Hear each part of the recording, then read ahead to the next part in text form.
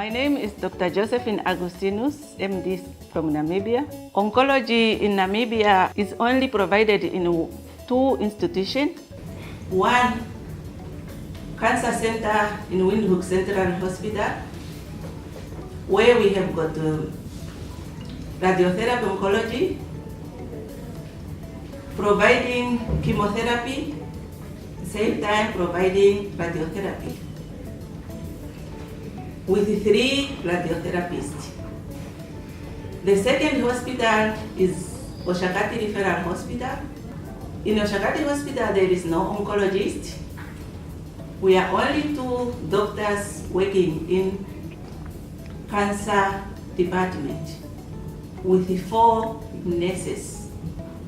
Currently in Zambia, we only have 6 trained oncologists. The biggest chunk is the cervical cancer with a frequency of 33% and with a mortality of about 42%. We do not have a gyne oncologist, neither a surgical oncologist. Apparently, once I finish MerckAfrica Gyne Oncology Fellowship, I'm going to be the first gyne oncologist in my country. The lack of a comprehensive national screening program for most of the cancers, especially cervical cancer and breast cancer, which are known to be preventable, but also curable if got at an early stage.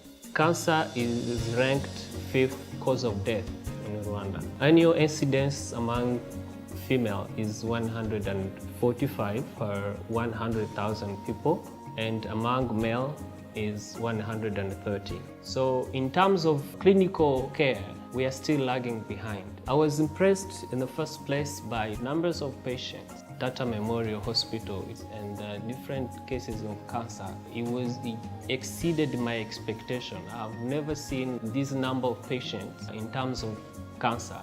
The cancer incidence in Ethiopia is like more than 60,000 per month.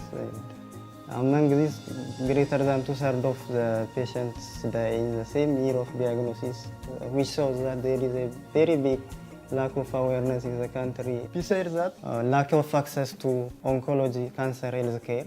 Only 3 actively working clinical oncologists, which means when we make the proportion, it would be like 1 clinical oncologist for 30,000 million. They have to travel over about 1,000 kilometers to get to this one center to access this treatment. The cancer care in my country is centralized. The main reason is infrastructure, which is expensive, the medical equipment, which are also expensive. The lack of skilled manpower is the main reason for these activities to be centralized. This is a country of 40 million people with less than 10 qualified medical oncologists. But because in the peripheral hospitals we don't have people who know how to diagnose cancer, the diagnoses are made late. So at the end of the day, we end up with poor outcome in our cancer patients. Cancer management is not done by one individual. The appropriate management is multidisciplinary. You need surgical oncology, palliative specialists, nurses, paramedics, radiologists, interventionalists. You need a lot of well-trained people. Merck Foundation giving me this opportunity to pursue a 1-year course in adult medical oncology has been a great opportunity. I've been exposed to management of people from the extreme, those who present early and those who present very late. In other words, how you tail out some treatment for somebody who presents late, how to tail out some treatment for somebody who can't afford very expensive cancer medicines and still get a benefit and a good quality of life.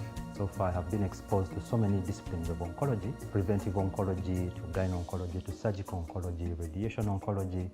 This exposure, this training is going to bring to 4 additions that have been lacking for the past years that our cancer center has been in existence.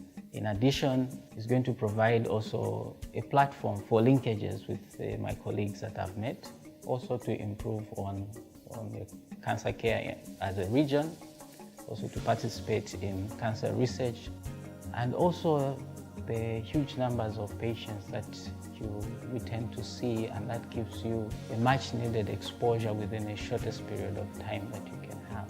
Being a world-class center in the evaluation of children, I've seen full workup where a patient is fully evaluated, assigned a proper risk category, and then taken through the proper treatment. I've also spent time looking after at how patients are followed up thereafter. My expectation from the training is just to mention, one is to upgrade and to update my knowledge and skill, and the second is after the training just to go back and to expand. One, this is just to start the fellowship program in pediatrics and child health, and to increase the quality of the service and to engage in research.